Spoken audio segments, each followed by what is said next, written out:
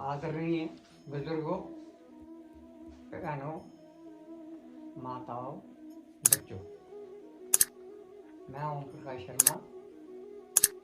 आज भागवत गीता तदुर्मोचन का गीता महिमा का आज थोड़ा वर्णन मैं सुनाऊंगा। श्रद्धा नाल सुनना।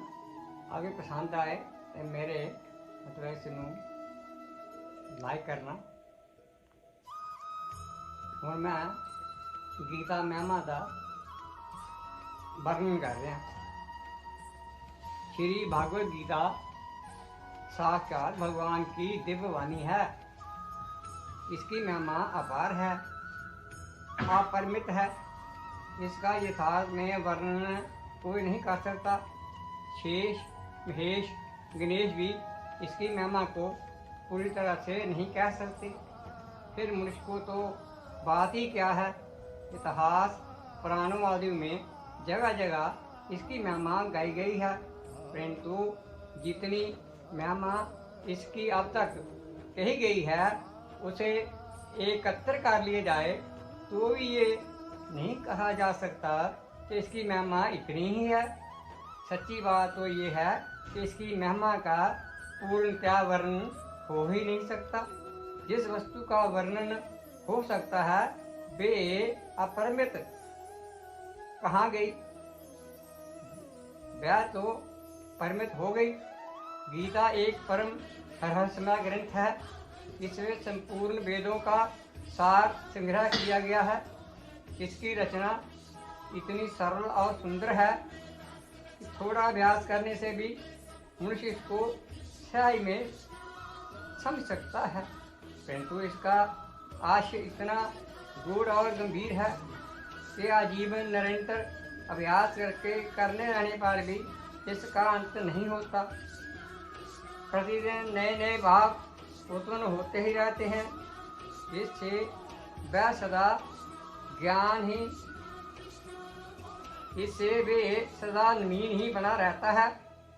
एवं एकाग्रित होगा सदा भक्ति सहित विचार करने से इसके पद पद में परम रस भरा हुआ प्रत्यक्ष प्रतीत होता है। भगवान के गुण, प्रभाव, स्वरूप, तत्व, रहस्य और प्रार्थना का तथा कर्म एवं ज्ञान का वर्णन जिस प्रकार इस गीता शास्त्र में किया गया है, वैसा अन्य ग्रंथों में ये शास्त्र मिलना कठिन है। भागवत गीता एक ऐसा अनुमेय शास्त्र है जिसका एक भी शब्द सुदुपदेश से खाली नहीं है। गीता में एक भी शब्द ऐसा नहीं है जो रोचक कहा जा सके। इसमें जितनी बातें कही गई हैं वे सभी अक्षरता यथार्थ हैं। सत्स्वरूप भगवान की वाणी में रोजता की कल्याण की कल्पना करना इसका निरादर करना है। गीता सर्व शास्त्री है। गीता में सारे शास्त्रों का सार भरा हुआ है। इसे सारे शास्त्रों का खजाना कहें तो भी अयुक्ति ना होगा। गीता का भली भांति ज्ञान हो जाने पर सब शास्त्रों का सात्विक ज्ञान अपने आप हो सकता है। इसके लिए अलग परिश्रम करने की आवश्यकता नहीं रहती। महाभारत में कहा गया है सर्व शास्त्र में गीता, परंतु इतना ही कहना पर्याप्त नहीं है, क्योंकि सारे शास्त्रों की उत्पत्ति वेदों में हुई है। वेदों का प्राकट्य भगवान ब्रह्मा जी के मुख से हुआ और ब्रह्मा जी भगवान के नाभि कमल से उत्पन्न हुए। इस प्रकार शास्त्रों और भगवान के बीच में बहुत एक व्यवधान पड़ गया है, किंतु गीता में तो स्वयं भगवान के मुखारविंद से निकली है। इसलिए इसे सभी शास्त्रों से बढ़कर कहा जाए तो कोई अयुक्ति ना होगी। स्वयं भगवान वेद व्यास ने कहा है, गीता का ही बड़ी प्रकार से श्रवण, कीर्तन, पठन पाठन, मनन और धारण करना चाहिए। अन्य शास्त्रों के संग्रह की क्या आवश्यकता है, क्योंकि वैस में परम नाम भगवान के साक्षात मुख कमल से निकली हुई है।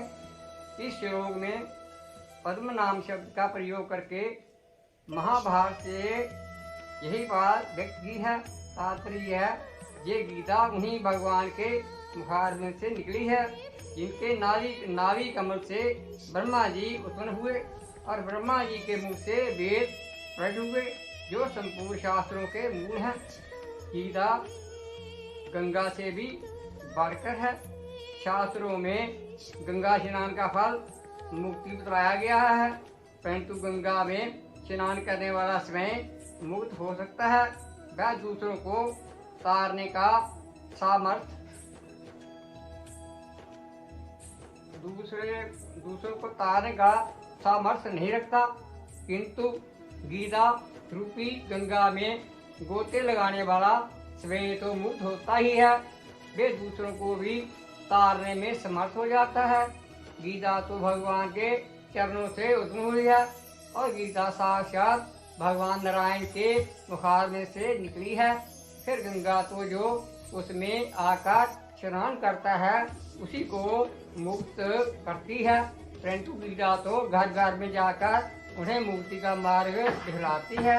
इन सब कारणों से गीता का गंगा से बढ़कर कहते हैं। गीता गायत्री से भी बढ़कर है। गायत्री जप से मनुष्य की मुक्ति होती है, ये बात ठीक है, किंतु गायत्री जप करने वाला भी समय ही मुक्त हो जाता है। पर गीता का अभ्यास करने वाला तो तरन तारण बन जाता है। जब मुक्ति के दाता स्वयं भगवान ही इसके हो जाते हैं तब मुक्ति को तो बात ही क्या है। मुक्ति उसकी चरण धूल में निवास करती है। मुक्ति का तो वह सत्र खेल देता है। गीता को हम समय भगवान से भी बढ़कर कहें तो कोई अयुक्ति ना होगी। भगवान ने समय कहा है, मैं गीता के आश्रित में रहता हूँ। गीता मेरा श्रेष्ठ घर है। गीता के ज्ञान का सहारा लेकर भी मैं 3 लोगों का पालन करता हूँ। इसके सिवा गीता में ही भगवान मुक्तकांड से ये घोषणा करते हैं कि जो कोई मेरी इस गीता रूप आज्ञा का पालन करेगा वे निसंदेह मुक्त हो जाएगा।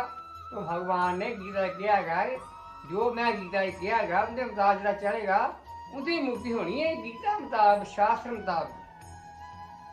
यही नहीं, भगवान कहते हैं जो कोई इसका अध्ययन भी करेगा उसके द्वारा मैं ज्ञान यज्ञ से पूजित होऊंगा। जब गीता के अध्ययन मात्र का इतना महात्म है तब जो मनुष्य इसके उपदेशों के अनुसार अपना जीवन बना लेता है और उसका रहस्य भक्तों को धारण कराता है और उसमें उसका विस्तार एवं प्रचार करता है, उसकी तो बात ही क्या है।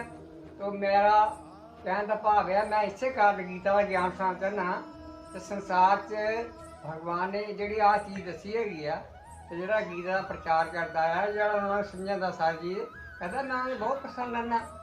भगती मेरा वही है जो मेरे गीता का प्रचार करता, जो चंगी तरह समझाता है। तो भगवान जी ने इस गल कह रहे हैं, तो इसका रहस्य भक्तों को धारण कराता है और उसमें उसका विस्तार एवं प्रचार करता हुआ उसकी तो बात ही क्या है। कहता जो भगवान जी कह रहे हैं, हे अर्जुन जो गीता प्रचार करता है, गीता के बारे चीज़ें सारा रहस्य में बात दसदा है, कहता उनकी गल ही की है। वो कितना महान आदमी है, कहता वो मेरा भगत कितना महान है जो दुनिया को गीता के बारे प्रचार करता है और सही गाइड करता।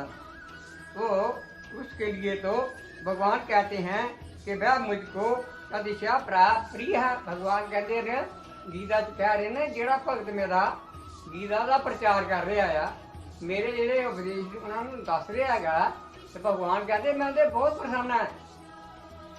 कहना प्रसन्न है जेडे मेरे गीता का लोगों को ज्ञान दे रहे हैं, सही ज्ञान दे रहे हैं। मैं तो कहना मैं वो मेरा भगत है, मैं बहुत प्रिय बनूँ। वह भगवान को प्राणों से बढ़कर प्यारा होता है। भगवान कहता मैनू प्राण मेरे प्राण तो प्यारा जोड़ा गीता का प्रचार करता है, जोड़ा गीता का यथार्थ ज्ञान लोगों को दिता। वह भी कहा जाए तो कुछ अनुचित ना होगा। भगवान अपने ऐसे भक्तों के अधीन बन जाते हैं। भगवान कहता जोड़ा गीता सही प्रकार उपदेश दिता है लोगों को, उन्होंने मुताबिक मेरे कहने का कहता मेरा भगत ਜਿਹੜਾ ਕਹਿਣ ਵਾਲਾ ਹੈ ਕਹਿੰਦਾ ਮੈਨੂੰ ਬਹੁਤ ਪਿਆਰਾ ਹੈ, ਉਹ ਮੇਰੀ ਆਤਮਾ ਹੈ, ਆਤਮਾ। अच्छे इस कारण मेरे दिमाग है कि मैं एक बुजुर्ग आदमी मेरी आई 85 साल की है, मैं इसे चाहता ही कि मैं गीता का जोड़ा है सही उपदेश जोड़ा है भगवान मेरी आत्मा कहती कि तू प्रचार कर, ये लोगों को ज्ञान दे जो मेरे जो मैं किया मैं इसे कारण हे प्रिय मेरे भक्तों, मैं इसे कारण श्रद्धा नाल तुहानूं सुनाना चाहना, तुसीं भी श्रद्धा सुनोगे थोड़ा भी कल्याण हो जाएगा, मेरा भी कल्याण हो जाएगा। तो अच्छे मनुष्यों में भी ये देखा जाता है कि अच्छे आदमी ये गुण होते हैं कि उनके सिद्धांतों का पालन करने वाला जितना उन्हें प्रिय होता है उतने प्यारे उन्हें अपने प्राण भी नहीं होते। गीता भगवान का प्रधान रहस्यमय आदेश है, ऐसे दिशा में उसका पालन करने वाला उन्हें प्राणों से भी बढ़कर प्रिय हो, इसमें आश्चर्य है। गीता भगवान का सांस है, ये सांस गीता जोड़ा भगवान कहते मेरे सांस हृदय है, मेरा हृदय है गीता, मेरे सांस न। और भगवान की वाणी भी मूर्ति है, वाच भी मूर्ति है, जिसके हृदय में वाणी शरीर तथा समस्त इंद्रियां एवं उनकी क्रियाओं में गीता रम गई है, वह परम साक्षात गीता की मूर्ति है। ਜਿਹੜਾ ਆਦਮੀ ਭਗਵਾਨ ਕਹਿ ਰਹੇ ਨੇ ਜਿਹੜੇ ਆਦਮੀ ਦਾ ਗੀਤਾ ਦੇ ਕੇ ਸ਼ਬਦ ਦੇ ਮਨ ਤੇ ਰੱਜ ਗਿਆ ਆ ਉਹਨਾਂ ਦੇ ਮੁਤਾਬਕ ਚੱਲਦਾ ਰਚਨਾ ਮਤਲਬ ਕੀ ਹੁੰਦਾ ਉਹਦੇ ਮੁਤਾਬਕ ਚੱਲਦਾ ਜਿਹੜਾ ਮੈਂ ਗੀਤਾ ਵਰਤ ਕਹਿੰਦਾ ਉਹਦੇ ਮੁਤਾਬਕ ਜਿਹੜਾ ਭਗਤ ਚੱਲਦਾ ਆ ਉਹਨਾਂ ਦੇ ਇੱਕ ਇੱਕ ਅੰਗ ਜਿਹੜੀ ਚੀਜ਼ ਮੇਰੀ ਅੱਗੇ ਰਚ ਗਈ ਆ ਮੇਰੇ ਆਦਰਸ਼ ਜਿਹੜੇ ਰਚ ਗਏ ਨੇ ਕਹਿੰਦਾ ਉਹਦੀ ਗੱਲ ਹੀ ਕੀ ਕਰ ਰਹੀ ਆ ਉਹ ਕਿੰਨਾ ਮਹਾਨ ਹੈ ਭਗਵਾਨ ਕਹਿ ਰਹੇ उनके दर्शन कहता उस आदमी दर्शन स्पर्श उन छूना भाषण एवं चिंतन से भी दूसरे मुझ परम पवित्र बन जाते हैं। जरा कहता भगवान कह रहे हैं हे अर्जन जरा आदमी गीता पढ़ता है पढ़ने वाला जरा आदमी है उनके दर्शन करना उन्हें छूना स्पर्श में छूना उनका भाषण सुनना चिंतन करना और दूसरे मुझसे ਜਿਹੜੇ ਨਾ ਕਹਿੰਦਾ ਉਹਨਾਂ ਨਾਲ ਦੇ ਆਪ ਆਚਰਨ ਦੇ ਭਾਸ਼ਣ ਸੁਣਨ ਨਾਲ ਦੂਸਰੇ ਜਿਹੜੇ ਪਰਮਾਤਮਾ ਜਿਹੜੇ ਦੂਸਰੇ ਮਨੁੱਖ ਨੇ ਉਹ ਵੀ ਪਵਿੱਤਰ ਬਣ ਗਏ ਨੇ ਪਵਿੱਤਰ ਬਣ ਜਾਂਦੇ ਨੇ।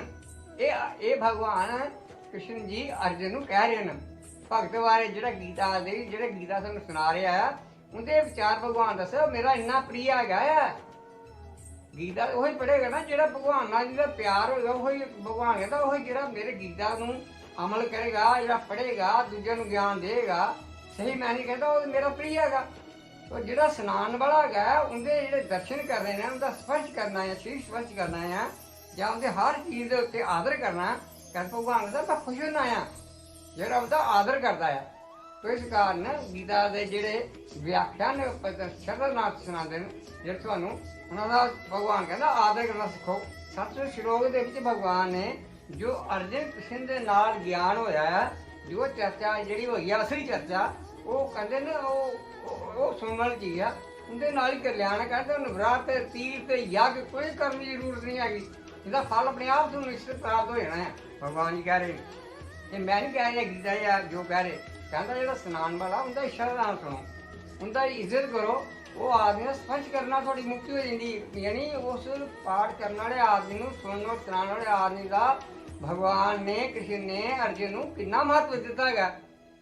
गीता का तात्पर्य क्या है इसका क्या क्यों गीता इसका क्या मसला पढ़ने सुनने और क्या इसका क्या फायदा है इसका।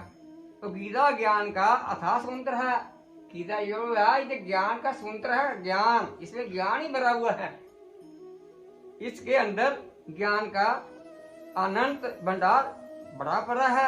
इसका तत्व समझाने में बड़े बड़े दिग्गजमयी विद्वान और तत्वलोचक महात्माओं की वाणी भी कुंठित हो जाती है क्योंकि इसका पूर्ण हर्ष भगवान कृष्ण ही जानते हैं। उनके बाद कहीं उनके संकटकर्ता व्याजी और श्रोता अर्जुन का नंबर आता है।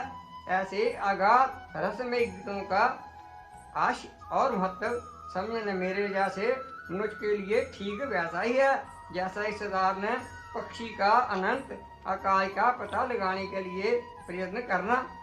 गीता अनंत भावों का अथाह समुद्र है। यदंकार में गहरा गोता लगाने बाद जैसे रत्नों की प्राप्ति होती है, वैसे ही इस गीता सागर में गहरी डुबकी लगाने से जिज्ञासुओं को नित्य नूतन विलक्षण भाव रतन राशि की उपलब्धि होती है, भी उड़ते हैं तथा साधारण मच्छर भी इसी के अनुसार सभी अपने अपने भाव के अनुसार कुछ अनुभव करते हैं। तो अज तुहानू मैं जिहड़ा गीता के बारे दस्या इहदा सार ते गीता का जिहड़ा है मूल मंत्र जिहड़ा है भगवान ने इहो ही दस्या अज कि इंसान नू जिहड़ा सुनाण वाला है, जिहड़ा शरधावान कहंदा, जिहड़ा भगवान कहंदा जिहड़ा शरधावान है वही मेरा ज्ञान करे, ज्ञान सुनाएगा संसार नू, दूजा थोड़ा सुना सकदा। तो इस कारण जिहड़ा सुनाने वाला है शरधा ने तुहानू सुना रहा, तुसीं शरधा ने सुनो ताकि तुहानू भी उसे वर्गा फल प्राप्त हो। अज मैं इत्थे आन के ही समाप्त करना है, इत्थे विराम देना मैं, और मैं बेनती करना है कि तुहानू ये मेरा गीता ज्ञान के प्रति कैसा अनुभव मिलिया, अपने विचार दसने और इसनू लाइक करना। जय माता दी।